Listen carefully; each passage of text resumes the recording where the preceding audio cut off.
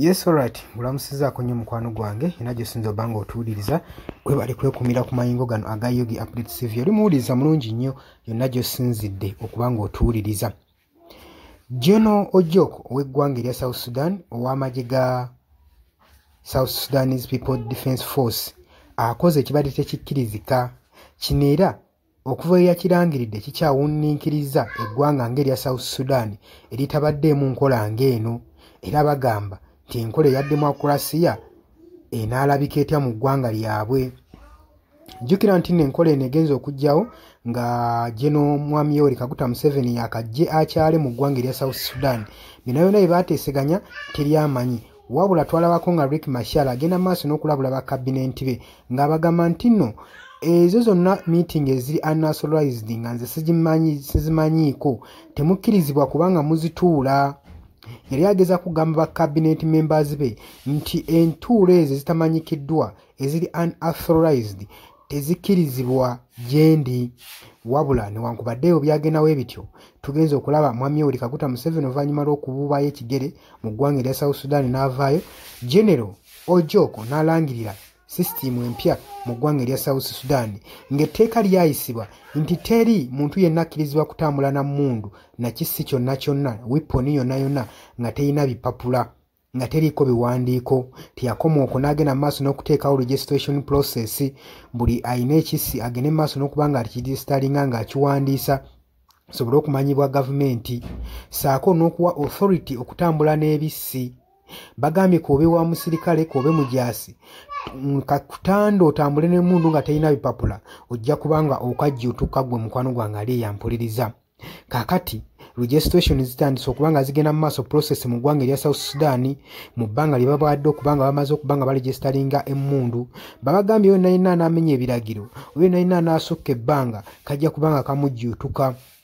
Tebakomye okwo kokka, bagenze mu maaso n'okukubiriza abakulembeze b'ebitundu bakyeyamaani ba kansala ba RDC baani bakubirize abantu okutwala amamundu gaabwe bagaregisitalinge. Buli kisa ekiri mu kitundu kibeere nga kimanyikiddwa. Kino nno kikoleddwa oluvannyuma lw'olutalo okweyongera mu ggwanga erya South Sudan ne conflicts ezibeerawo buli mwaka. Kati kino bakikoze nga basuubira nti kiyinza obbatasaako okudizolovinga entalo zino ezigenda mu maaso mu ggwanga lino erya South Sudan okuba nga bazikendeeza oba oliawo South Sudan esobole okuba nga efuna emirembe.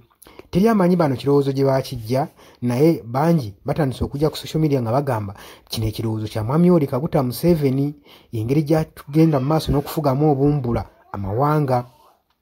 Tetumanyi naye ebitambulira ku bimu ku social media.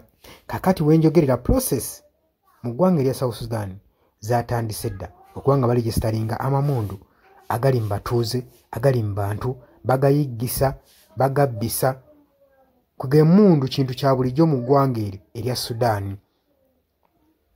Oli ku Yogi Update TV kosinzo bango otuwuliriza gwe mukwano gwange ali eyampuliriza kutegeeza nti gwe atannatweyunga kukkirira wansi waliwo ekigambo subscribe kikooneko obeere ng'osobola bulungi nnyo otwegattako. Abali mu diaspora emitala w'amayanja nammwe mbalamusizaako nnyo mukola ky'amaanyi nnyo okwekumira ku mayingo gano. Mbagala nnyo mwebale kwekuumira ku Yogi Update TV, temuvaako tugenda kuba nga tukomawo. Yes, nkulamusizaako nnyo mukwano gwange yonna gy'osinzira okuba nga otuwuliriza gwenna omuwuliriza wa Yogi Update TV. Mukola ky'amaanyi nnyo okwekuumira ku mayengo gano. Mmwe abali emitala w'amayanja abali mu diaspora nammwe mbalamusizaako nnyo sibeerabidde kubanga wemmwe mpagi luwaga abayimirizaawo amayengo ga channel eno okuba nga ekulaakulana n'okutuusa eddoboozi lyammwe eri abantu be muba mwagala libatuukeko bonna bonna. Abali emitala w'amayanja ye mbamenye ntya, abali e Qatar, Dubai, US, UK, abali mu South Africa, abali ku muliraano mu Kenya, Nairobi, abali mu Canada, abali mu Dubai, mwenna mbaanirizaako nnyo mwebale kwekuumira ku mayingo gano aga Yogi Update TV. Kakati nno era mu ngeri y'emu twagala obbategeeza mikwano gyaffe nti enamba y'essimu gye tutadde mu WhatsApp gy'olaba eyo eri mu kikala ekimyufu eri mu people power color eyo nno gw'ayagala okuba ng'olanga naffe gy'ogenda okuba ng'oyitako gwe mukwano gwange gw'ayagala okukola advertisement osobola okuba ng'okuba bizinesi y'abantu enamba gy'oba oyitako ojja kuba ng'osobola bulungi nnyo communicatinga naffe buli kyonna ky'onooba oyagala tuteeseganyeemu nakyo gwe ali eyo ampuliriza. Mbebazaamu akensuso mmwe abagenze mu maaso okukola omulimu gw'okusubscribinga kweno channel. Buli w'osubscribinga kimanye nti oba oyongeddeko eddaala kweno channel. So mmwe mbebazaamu akensuso nammwe ababyagaliza ab'enganda bako n'ab'emikwano mbakubiriza okusubscribinga ku Yugi Updates TV mukolera ddala ekintu ky'amaanyi. Weewaawo naawe gwe atanema kubanga otwegattako nga oliko gwo atuwuliriza osobola okugenda wansi awo waliwo ekigambo subscribe n'okikonamu ojja kubanga osobola bulungi nnyo otwegattako. Buli w'osubscribe nga kitegeeza oba ogenda kubanga ofollowinga buli kyonna ekigenda mu maaso ekikolebwa ku mukutu guno ogwa Yugi Updates TV. Kitegeeza ki? Nti gwe ayagala okubanga otufollowinga bw'oba omaze okusubscribinga teweerabirako na mukadde, genda wansi wali okoonene mukadde osobola okubanga ofuna notification message.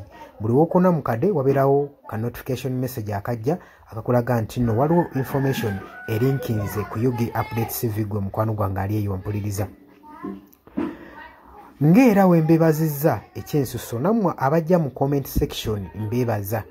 Mwabajja ne mukomentinga ne muteekako endowooza yammwe eri eggwanga ne mulitangaaza. Kubanga njagala mukitegeere. Lwaki mbakubiriza nnyo okujja mu comment section? Otangaaze omukulembeze ku ky'ekituufu ky'ateekeddwa okukola. Bangi tubalonda bulijjo ne tulowooza nti nno be basinga mu basinga. Leka kulonda mukulembeze wo oba mubaka we agenda obbakulembera. Gwe n'olowooza nti nno buli kimu agenda kuba akyemalirira. Kimanye nti nno omulonze bulonzi mukulembeze kukulembera oba kukulembera kitundu kyammwe. Mmwe bagenda okukulembera ye mmwe bagenda okuba ng'akiikirira bukiise eri yonna yonna mu gavumenti. So si kyandibadde kya bwenkanya omulekera obuvunaanyizibwa n'otamu advisinga. Ky'oba olaba mbakubiriza okujja mu comment section muteekewo endowooza zammwe musobole okutangaaza ku bakulembeze bammwe ku biki ebituufu bye bateekeddwa okukola. Bangi tubalonda bulijjo ne bagenda mu parliament nga babadde bantu balamu ne batuuka eyo ne bawuttaalirayo. Kitegeeza ki? Nti olina okuba nga buvunaanyizibwa bwo okuzuukusa omubaka wo oba olaba nga yeebase. Gwe mukwano gwange ali eyampuliza. Ne ntumirako nammwe abalwanirira eddembe ly'enkyukakyuka mu ggwanga lyattu Uganda mukola ky'amaanyi nnyo okulwanirira enkyukakyuka. Gwe ali yeebase ng'ebintu tobiraba obanga olabanga ebitakukwatako bijja tuuka ekiseera bikwateko. Wabula ate gwe nkuzaamu amaanyi agenda mu maaso n'okuyiwawo omubiri ng'olwanirira enkyukakyuka. Bannange abantu abo mubeebazeemu akensuso kubanga bakola ky'amaanyi nnyo obbaliidinga n'obbakulemberamu n'okubalaga ki ekituufu ekisaanidde okukolebwa. Mukimanye mu nsi we tuba tubaako be tulwanirira oba be tuluubirira. Si lwakuba nti nno tukolerera oba abasinga bayinza olowooza nti omuntu ogenda mu maaso n'okuba nga alwanirira enkyukakyuka alina bye yeeyagaliza nga ye omuntu.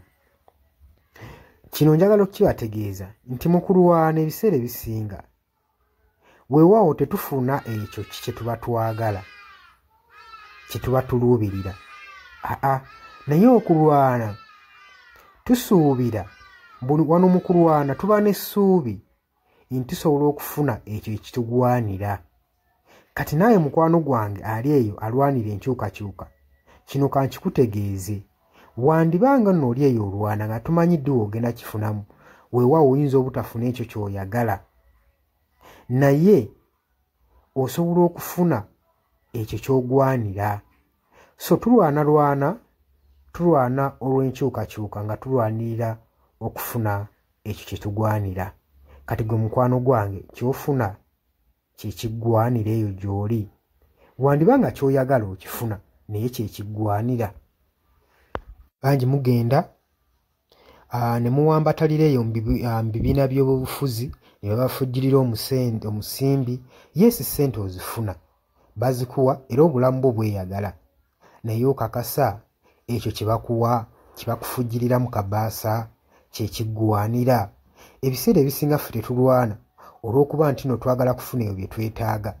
Nedda, wabula tutunuulira nnyo pointi eno nti kye tugenda oba kye tulwanira kyenfuna kyengwanira. Mutuufu ogenda n'oweetunulamu n'olaba nga kyofuna si kyokola ki, si kyogwanira nga ggwe munnansi. Ky'oba ovaayo n'embavu osobola okuba nga olwanirira enkyukakyuka gwe mukwano gwange ali eyampuliriza. Nja basaba kano akatambi tugende maaso n'okuba nga tukasheyalinga buli muntu ategeere kiki ekigwanidde okukolebwa na lwaki enkyukakyuka esaanidde okubeerawo mu ggwanga lyattu Uganda.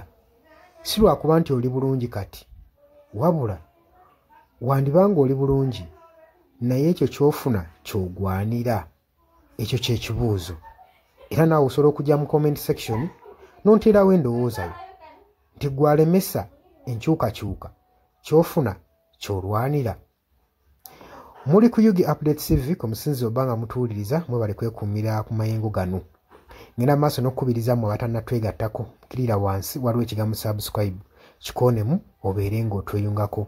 Ennamba eyo gye ntaddeawo nabagambye dda gwagala okulanga naffe gy'oba oyitako ojja kuba ng'osobola okommunikatinga. Mbaagala nnyo, mweraba era nga mbaagaliza ebisinga.